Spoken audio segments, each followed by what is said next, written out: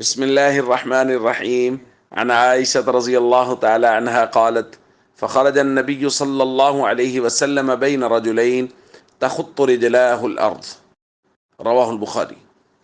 سیدہ عائشہ رضی اللہ تعالیٰ عنہ بیان فرماتی ہیں: لما ثقل النبی صلی اللہ علیہ وسلم واشتد وجعہ، نبی کریم صلی اللہ علیہ وسلم کا مرض جب بڑھ گیا اور آپ کی تکلیف زیادہ ہو گئی تو آپ صلی اللہ علیہ وسلم نے فرمایا: مروا ابا بکر فلیصلی بالناس، ابو بکر سے کہیے وہ لوگوں کو نماز پڑھائیں۔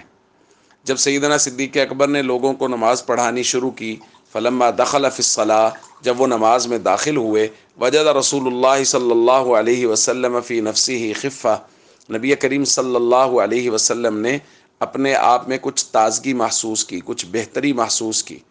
تو نبی کریم صلی اللہ علیہ وسلم مسجد میں جانے کا آپ نے ارادہ فرمایا۔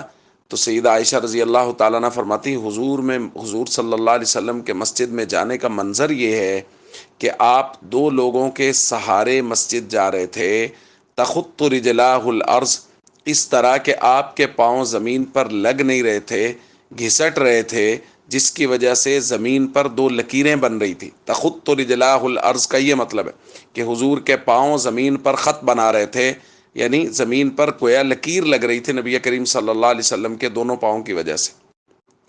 دوستو، آج کے درس میں اس روایت میں ہم نے صرف اسی بات کو سمجھنا ہے اور بار بار اپنے دل سے یہ پوچھنا ہے، یار نبی پاک صلی اللہ علیہ وسلم کے ہاں تو نماز کی اس قدر اہمیت ہے کہ اس قدر شدت مرض میں بھی نبی پاک صلی اللہ علیہ وسلم مسجد جا رہے ہیں نماز پڑھنے کے لیے، اور صورتحال یہ ہے کہ حضور کے پاؤں زمین پر ٹک نہیں رہے ہیں، لگ نہیں رہے ہیں، بلکہ نبی کریم صلی اللہ علیہ وسلم کے پاؤں زمین کے ساتھ رگڑ کھا رہے ہیں کمزوری کی وجہ سے۔ آپ صلی اللہ علیہ وسلم پھر بھی مسجد جا رہے ہیں، اور ہم 1400 سال بعد کے امتی، ہمارا حال یہ ہے کہ ہم لوگ نمازوں سے غافل ہیں، سالہ سال، مہینوں کے مہینے گزر جاتے ہیں نمازیں پڑھے ہوئے۔ تو ہمیں نبی کریم صلی اللہ علیہ وسلم کی اس ادا کو ہمیشہ اپنے سامنے رکھنا چاہیے۔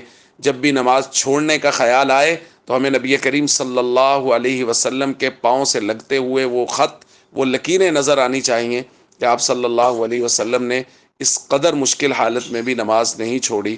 تو پھر میں اور آپ کس منہ سے نماز چھوڑ رہے ہیں؟ تو ہم سب کو نمازوں کی بھرپور پابندی کرنی چاہیے۔